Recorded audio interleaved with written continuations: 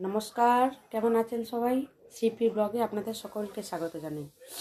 সকলকে সুপ্রভাত জানিয়ে আজকের ব্লগটা শুরু করছি। দেখতেই পাচ্ছেন চোখ মুখ সব ফুলে আছে। এই মাত্র ঘুম থেকে জাস্ট উঠলাম। এবার সব কিছু কাজকর্ম হবে, তারপর রান্না হবে। তাই ভাবলাম আপনাদের সাথে আজকের ব্লগটা শেয়ার করি। সারাদিন কি করছি না করছি সব কিছু আপনাদের সাথে শেয়ার করব। সকালবেলা ঘুম থেকে উঠেই আগে সব থেকে মেন কাজ যেটা আমার, এই আয়নাটিকে পরিষ্কার করা। এই আয়নাটিকে পরিষ্কার করে তারপর এবার একটু ঘর দুয়ারগুলো ঝাঁট দিয়ে মুছে পরিষ্কার করা।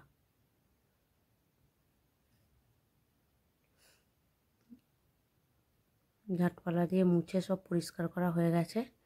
এবার চান করে জামা কাপড়গুলো নিয়ে ছাদে চলে এলাম। এসে এবার সব কিছু টাঙিয়ে দিই। সকাল থেকে রোদ্দুরটা থাকে, সকালবেলা টাঙিয়ে দিলে তবে সারাদিনে শুকিয়ে যায়। এখন তো আবার বেলা ছোট হয়ে গেছে, বেশিক্ষণ রোদ্দুরটা আমাদের ছাদে থাকেও না, তাই সকাল করেই টাঙিয়ে দিতে হয়। নিচে নেমে চলে এলাম, এসে একটু এবার চা খেলাম। একটু একটু ঠান্ডা পড়ে গেছে, শীতের আমেজে এই আদা দিয়ে চাটা খেলে যেন শরীরটা জুড়ে যায়।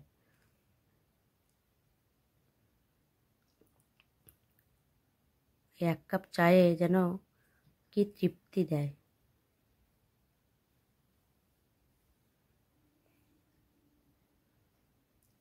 চা খেতে খেতে একটু সবাই মিলে গল্প আড্ডা করি। এখানটা একটু রোদ আসে আমাদের দালানটায়। চলুন এবার যাই, যে দেখি কি বাজার হাট এনেছে। যেখানে একটু গাজর, শিম, বরবটি, কপি, শাক, বেগুন, এগুলো সব সবজি নিয়ে এসেছে। আজ যেহেতু রবিবারে অন্যান্য দিন চিকেনই হয়, কিন্তু আজকে হবে মাছ। এই যে একটা বড় মাছ নিয়ে এসেছে, একদম গোটা জ্যান্ত মাছ নিয়ে চলে এসেছে। কেটেই আনে, আমি অত মাছ ভালো করে কাটতে পারি না, তো সেই জন্য কেটেই নিয়ে আসে।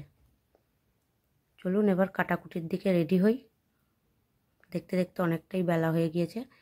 আজকে ভাবলাম শাকগুলো আগে ভেজে ফেলবো, কারণ শাক জিনিস বেশিক্ষণ রাখলে থাকবে না, তাই শাকগুলোই আগে করব। আর ও বলল কপিটার তরকারি করতে, সেই জন্য কপিটার তরকারি হবে। ভালো করে ফ্রেশ করে সব ধুয়ে নিয়েছি আগে, নিয়ে এবার শুধু কুটে নেব।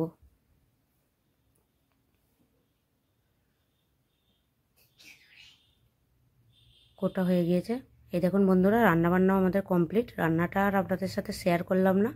এই যে শাক, বাচ্চাদের জন্য একটু সিদ্ধ ঝোল, আর আমাদের কপি দিয়ে, মাছ দিয়ে, আলু দিয়ে তরকারি। এই হচ্ছে আমাদের আজকে দুপুরের লাঞ্চ। আমরা সবাই মাটিতে বসেই খাই। অনেকেই বলে আমরা কেন মাটিতে বসে খাই। বাঙালি মানুষ একটু মাটিতে বসে মাছ ভাত না খেলে মনটা ঠিক তৃপ্তি দেয় না।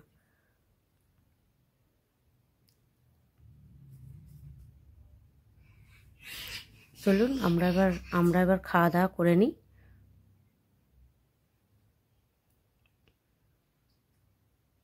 খেতে খেতে তাই অনেকটা বেলা হয়ে গেল। সব কিছু একা হাতে সামলে আমাদের বেলাই হয়ে যায়। গল্প করতে করতে আমরাও খেয়ে নিই।